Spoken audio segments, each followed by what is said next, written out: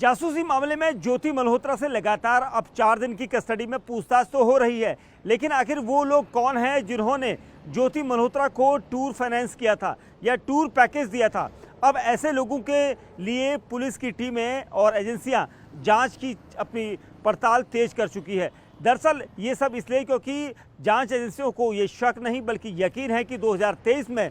जब टूर शुरू किए गए थे तो सबसे ज़्यादा विदेशी टूर ज्योति मल्होत्रा ने किए थे। तो इन सभी टूर पैकेजेस को क्या किसी ने स्पॉन्सरशिप किया था, क्या कोई इसके पीछे कंपनी है या फिर कोई ऐसा ही हैंडलर है जिसने इस पूरे टूर पैकेज को फाइनेंस किया था। क्योंकि ज्योति मल्होत्रा की अपनी सोशल साइट से या फिर उसके जो फॉलोअर्स हैं उनसे वो इतना नहीं कमा सकती कि विदेशों की कई यात्राओं को कर सके। 2023 के बाद जब उसने यात्राएं शुरू की थी तो उसके बाद कई कंपनियां उसके संपर्क में आई हो सकती हैं और यही वजह है कि शक उस पर गहराता जा रहा है। एजेंसियां और हिसार पुलिस कोशिश ये कर रही है कि ज्योति मल्होत्रा ने जिस जगह पर अपनी यात्राएं की थी उन जगहों पर वो उस पूरे टूर पैकेज को देख रही है और कई ऐसी कंपनियों से भी पूछताछ कर सकती है जिसने अब तक उसे स्पॉन्सर्स किया था। यानी पैसा और टूर पैकेजेस ज्योति मल्होत्रा को दिए गए थे जिसके बल पर वो विदेश तक पहुंची थी। लेकिन अगर वो स्पॉन्सरशिप किसी आम कंपनियों की है या किसी आम आदमी की है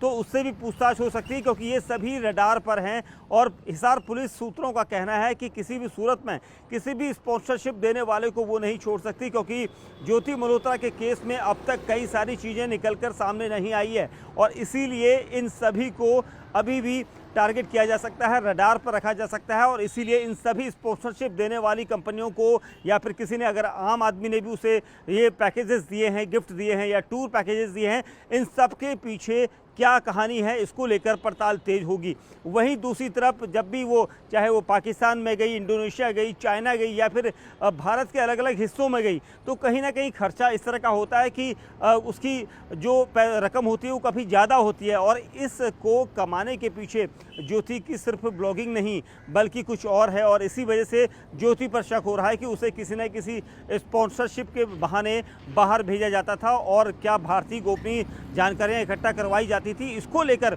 अब यहाँ पर एजेंसियां सतर्क हो गई हैं और कोशिश उनकी यही है कि इस पूरे मामले में उनसे पड़ताल की जा सके। और ऐसे कई स्पॉन्सरशिप देने वाली कंपनियों की लिस्ट लगी है क्योंकि लिस्ट बनाई गई है एजेंसियों के द्वारा ताकि ये पता लगाया जा सके कि क्या इन्होंने ज्योति से संपर्क किया था और संपर्क किया था तो किसके कहने पर किया था। क्या क्योंकि ज्योति का जो अगर पूरा सोशल मीडिया अकाउंट देखें तो इतना बड़ा